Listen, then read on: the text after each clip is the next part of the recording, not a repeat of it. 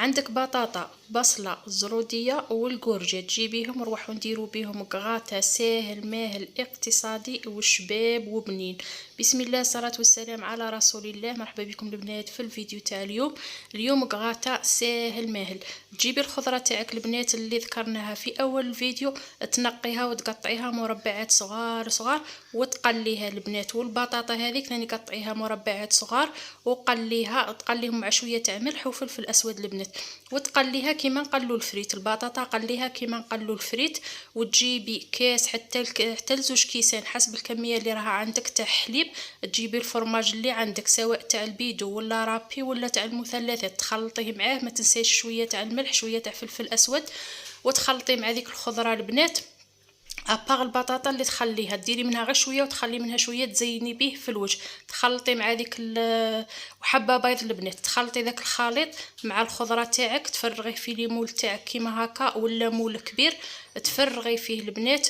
وتجيبي ديك البطاطا تاعك اللي تزايدت لك شويه، خاطر شويه راكي درتيه الداخل مع الخضره الاخرى، وشويه تخليه تزيني به الوجه كيما هكا، تدردري هكا فوق داك فوق الوجه تاع الكغاطه تاعك، وتدخليها للفور. ساهله ماهله، وصفه اقتصاديه، تحتاج منك غير شويه تاع خضره. زيدي لها الثوم لا بغيتي، وزيدي لها قزبر ولا معدنوس اللي تبغي الذوق تاعه زيدي، سواء قزبر ولا معدنوس. ديريها في ليمون البنات ولا مول كبير، وتدخليها كيما راكي تشوفي، تدخليها للفرن تاعك.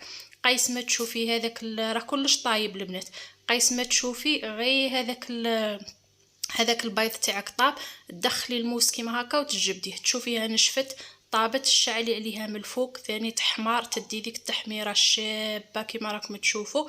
ويكون الكغاتا تاعك اقتصادي ساهل ماهل وبنين البنات. عندنا غير شويه تاع خضره، كاس تاع حليب، حبه تاع بيض. الفرماج اختياري، ديريه ولا ما ديريش يعني حسب اللي عندك. ما تنساوش الملح البنات.